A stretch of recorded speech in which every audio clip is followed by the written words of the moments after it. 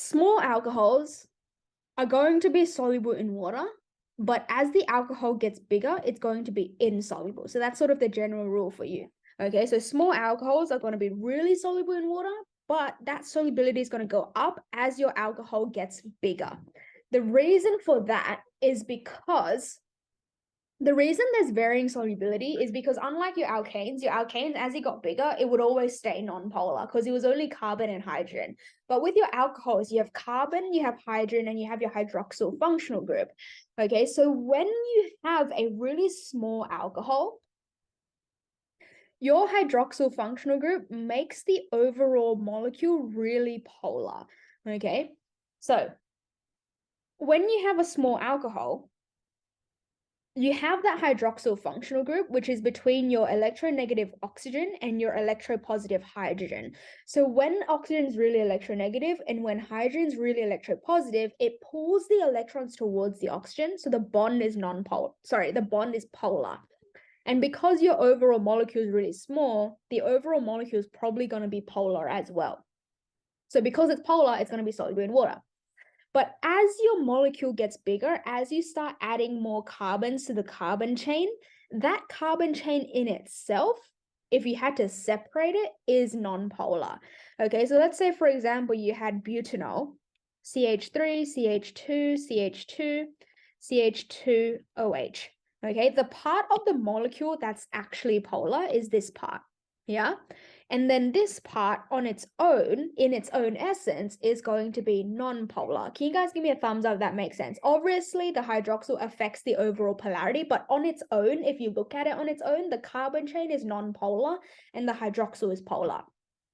When you have a molecule that's really small, the polar hydroxyl functional group overpowers the non-polar component, so the overall molecule ends up being polar. But as you increase the size of your carbon chain, this part right here, the strength of this hydroxyl functional group relative to the overall molecule becomes really small, okay? Even though the oxygen can pull electrons towards it and make it polar, it can't pull electrons all the way from here all the way over there.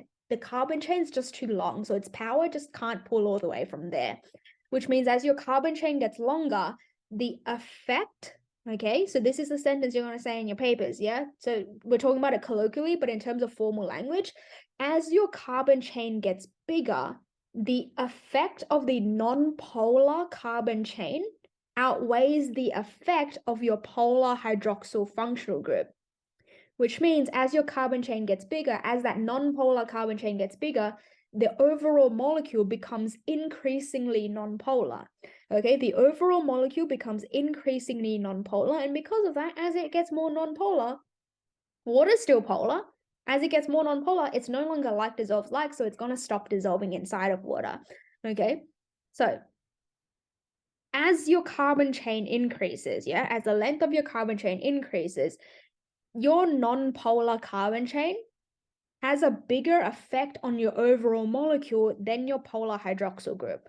So as the non-polarity increases, the overall molecule becomes non-polar, and if it's becoming more non-polar, it's becoming less soluble in water.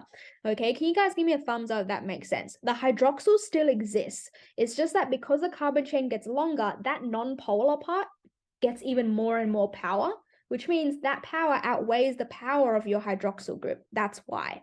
Yeah, but when it's really small, that non-polar carbon chain is really small, so the hydroxyl group has more power and determines more of the polarity. Okay, so what that means is when it's small, it'll dissolve. So if you were to mix the alcohol with water, you're not going to see two layers. But as it gets bigger, as the alcohol increases in the length of the carbon chain, it becomes more non-polar. If it becomes more non-polar, it's not going to mix with water, it's not going to dissolve in it, which means that as you start mixing things like butanol, butanol, pentanol, or even like hexanol and things like that, the bigger alcohols, when you mix it with water, you're going to see two layers, okay? Because it's no longer mixing, it's no longer dissolving. What's happening now, the word you use is that it becomes immiscible in water.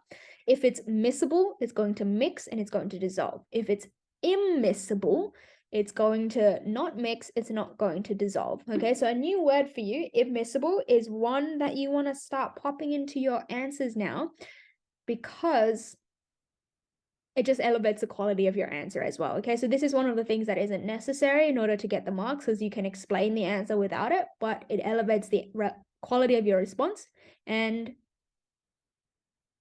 makes you stand out when you're competing in a state exam.